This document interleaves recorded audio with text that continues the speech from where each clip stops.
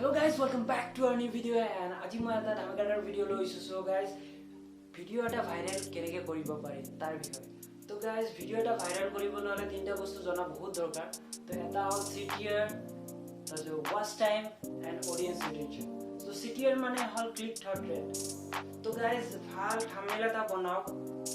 যেটো কালারফুল হয় ভাল ফন্ট ইউজ কৰে তো দেখিবলৈ ধুনীয়া হয় যেন মানুহে দেখি কেনে ডাইৰেক্ট সোমাই যায় ক্লিক কৰে ফিৰ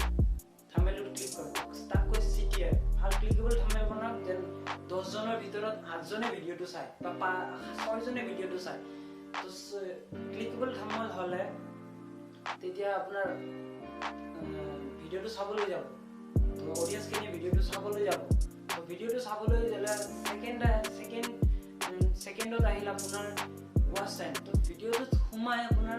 মানুহজনে কিমান মিনিটৰ লৈছে যদি ধৰি ললো আপোনালোকে 3 মিনিটৰ ভিডিও বনাইছে তো 3 মিনিটৰ ভিডিওটো মানুহে 1 মিনিট চাইছে নে 1.5 মিনিট চাইছে নে 2 মিনিট চাইছে নে 3 মিনিট চাইছে যদি ভিডিওটো 3 মিনিটৰ লৈ চাইছে তেনেহলে আপোনাৰ watch time ভাল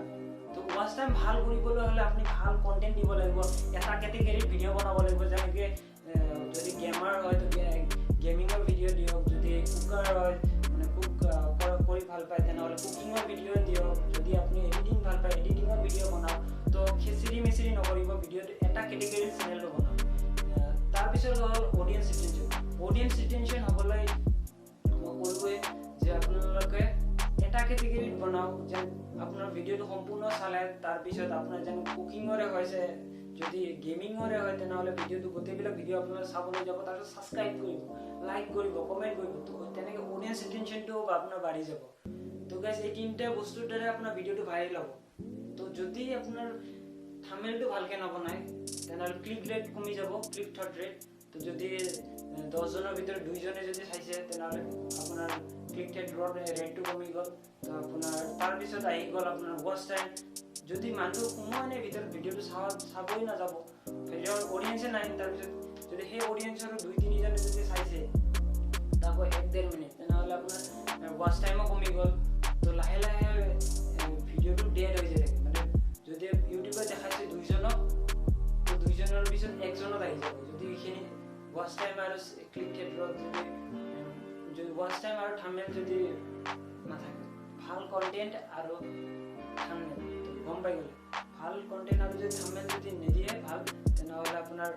যদি 5 জনক ইউটিউবে দেখাইছিল তাৰপিছত কমি আহিব তাৰ লাষ্টত ভিডিওটো ডেড হৈ যাব 10টা 20টা ভিউজৰ ওপৰত ভিউজ না যায় তো ভিউজ বাঢ়াবলৈ হলে আপোনাৰ থাম্বনেল ক্লিকেবল বনাওক যে 10 জনৰ ভিতৰত 8 জনে যায় চাব কাৰণে ভিডিওটো তাৰ পিছত ভাল কন্টেন্ট আৰু মানুহবিলাক ধৰি ৰাখক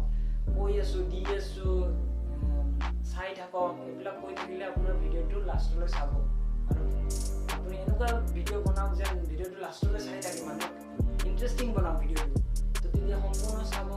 watch time আহিল আপোনাৰ তাৰ পিছত থাম্বনেলটো ভাল ক্লিকো হ'ল তাৰ পিছত আপোনাৰ